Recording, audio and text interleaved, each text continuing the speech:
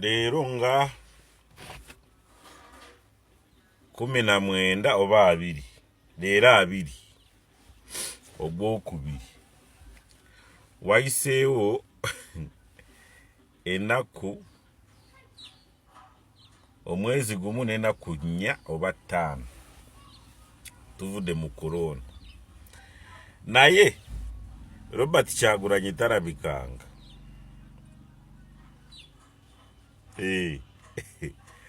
Ado obutalabika bwa Robert Kyagulanyi nzongo wa NRM kineeraliikiriza nnyo batya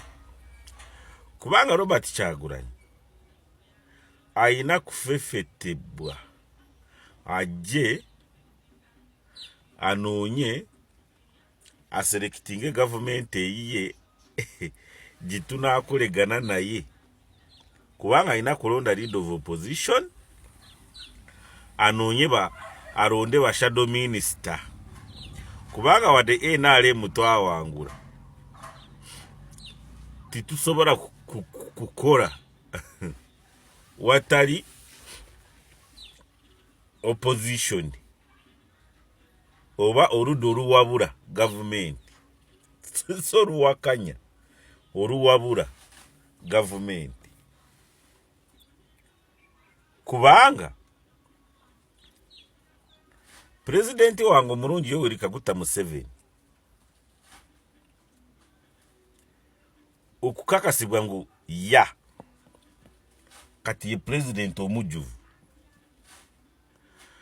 Robert Kyagulanyi ayina kukoonamu stamp esembayo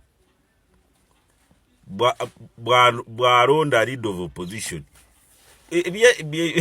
byabakame ebibye byaggwa anti osanga bagashumba babasajja mivule waliwo n'obuvubuka obulala bakasije nabo bwe bagulira obusimu mubamanyi oba baani oba bajobulesi oba badada oba bani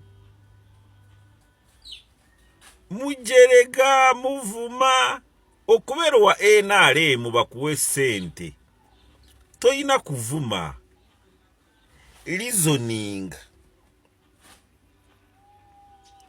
era awo oluusi weenenya secretariat yange ya NRM titwandifaananye n'abavuma jangu onyonyolo gambe Bobiwine twakuwangula naye okutukakasa ngu tuli legitimate kati mu gavumenti eya NRM ne President Yoweri Museveni atandike kukola emirimu gye leader of opposition ayina kubeerawo ne leader of opposition si yeyeeronda amulonda asinza ababaka mu palamenti mu kibiina ekyo yaani eky'opposition oba oludda oluwabula gavumenti ye Robert Kyagulanyi. Sawa zino Robert Kyagulanyi singa avaayo n'alonda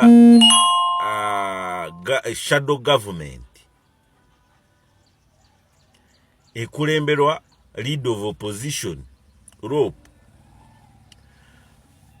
n'abazungu bakakaza mu kituufu byali ki international community ikkiriza kirikiri kyobalaba ngu European Union yasamoninze European Union Parliament yasamoninze ambassador waffe wewe Brussels mu Uganda bwa kuba narabye muzungu sina muna Uganda naye ambassador waffe Uganda ndabye muzungu kwenyonyola ko kubyogerebwa ababwongo obutono bali ku TV bali ku radio bagamba Geneva conference oba biki yawo yabwedde kati kiki kankubuulire omusajja ali mu kutukuba hands down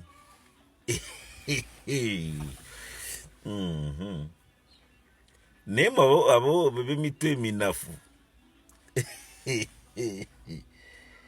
oh my god kubanga nalabye olw'omushana ali ku BBS raga yabadde tayogera ne ba president yabadde ayogera ne n'abalina ebizibu mu mawanga amalala abalwanirizi b'eddembe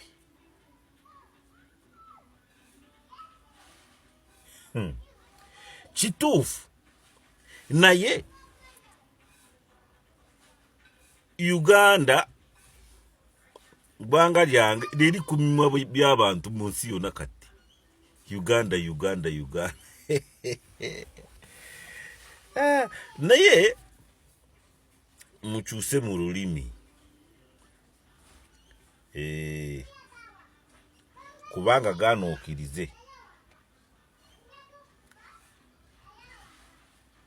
Bobiwine tukolereyo ekintu eki kimu baani batayagala kulaba mu Uganda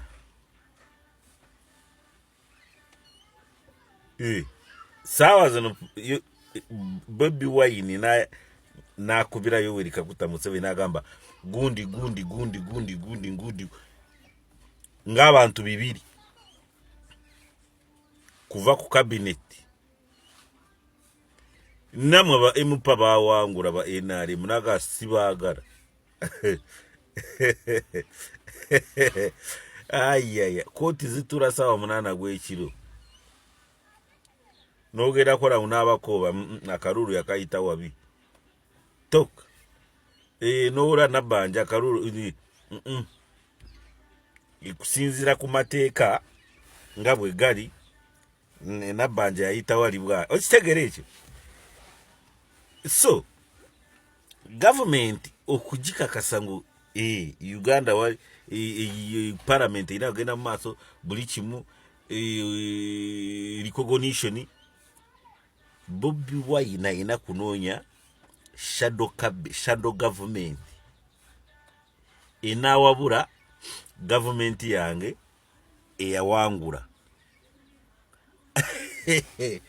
Neka teyo mubijua mubitegeera neka tobasanga ku TV lwega Robert Kyagulanyi oyo size yange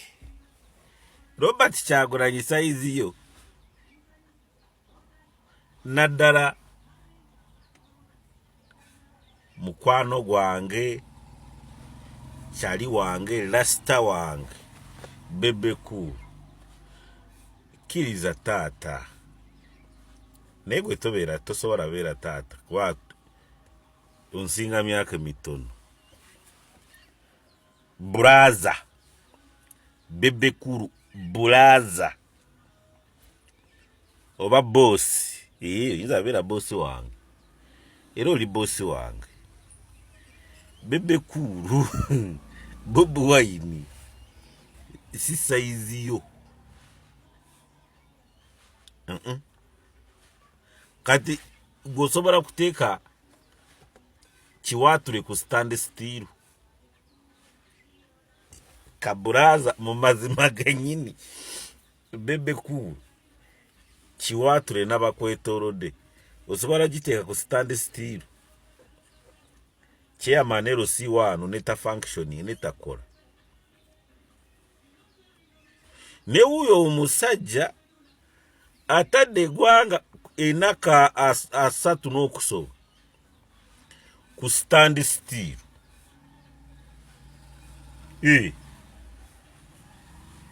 teri kitambula mu maaso twawangula faba NRM naye waliwo kitambula ndero nga 2 wabula enaku 8